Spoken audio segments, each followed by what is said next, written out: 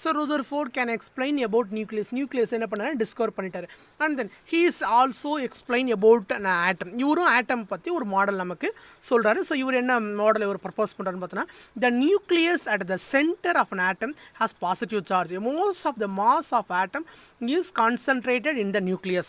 Okay, so இவரோட concept படி என்னென்னு பார்த்தோன்னா, the atom nucleus present in center. ஒரு ஆட்டமில் நியூக்ளியஸ் எங்கே ப்ரெசென்ட் இருக்குன்னு பார்த்தீங்கன்னா ப்ரெசென்ட் இன் ஏ சென்டர். இந்த nucleus charge is positive charge. என்ன சார்ஜ்னு சொல்லிட்டாங்க?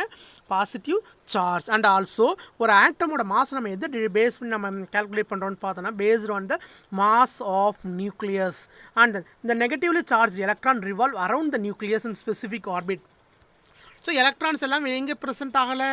உள்ள இல்லை, வெளியில் தான் இருக்குது. And then the electrons are revolve around the nucleus. So electrons எல்லாமே எங்கே இருக்குன்னா வெளியில் நமக்கு சுற்றிட்டு இருக்கு. அந்த ஆட்டம் இல்லாமல் வெளியில் சுற்றிட்டு இருக்கு. ஓகேவா? ஸோ அப்படி சுற்றிட்டு இருக்கிறதுக்கு என்ன பேருன்னு பார்த்தோன்னா ஆர்பிட்டு என்னன்னு சொல்லுவாங்க, ஆர்பிட். ஓகேவா? ஸோ அப்படி சுற்றிட்டு வர பேத்வேன்னு சொல்லிட்டார். Then third thing, in comparison with the size, ஒரு ஆட்டமோட சைஸையும் நியூக்ளியஸ் சைஸையும் கம்பேர் பண்ணும்போது nucleus size is very very small. In comparison with the size of an atom the nucleus is very very small in its. I mean ஒரு பெரிய football கிரவுண்டில் சென்டரில் போய் ஃபுட்பாலை வச்சா, ஐ மீன் ஃபுட்பால் கிரவுண்ட் பார்த்துருப்பீங்க, ரொம்ப பெருசாக இருக்கும். அதோட சென்டரில் போயிட்டு ஃபுட்பாலை வச்சோம்னா அதே போல் தான் ஆட்டமுங்கிறது பெரிய சைஸும் அதில் ரொம்ப ஸ்மாலஸ்ட் பார்ட்டிக்கல் தான் இந்த nucleus. And also a nucleus have positive charge. Nuclear charge என்னன்னு சொல்லிட்டாங்க?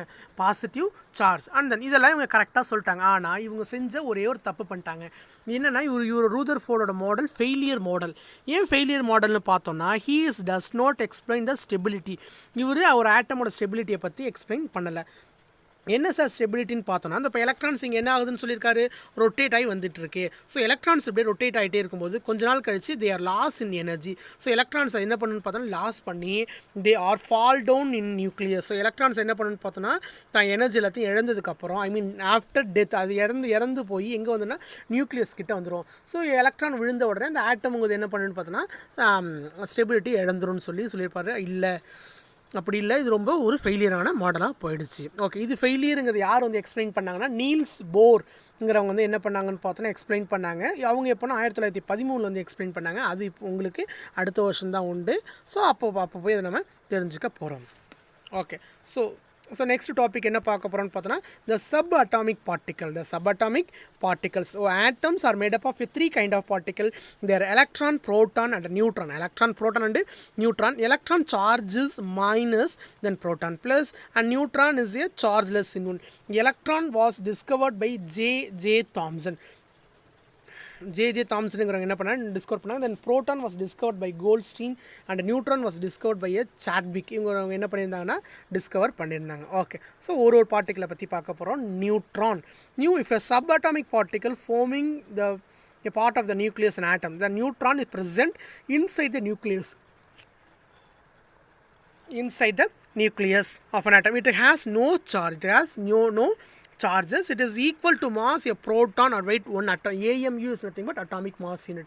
இதுக்கு என்ன கிடையாதுன்னு பார்த்தோன்னா சார்ஜுங்கிறது கிடையாது. And also have some masses. Okay, the next one பார்க்க போகிறது proton. A proton is a positive charged particle. Proton is positive charged particle. And it is also present inside the nucleus. It is also present in a inside nucleus. The weight is 1 AMU, 1 atomic mass unit. Then third subatomic particle, electron.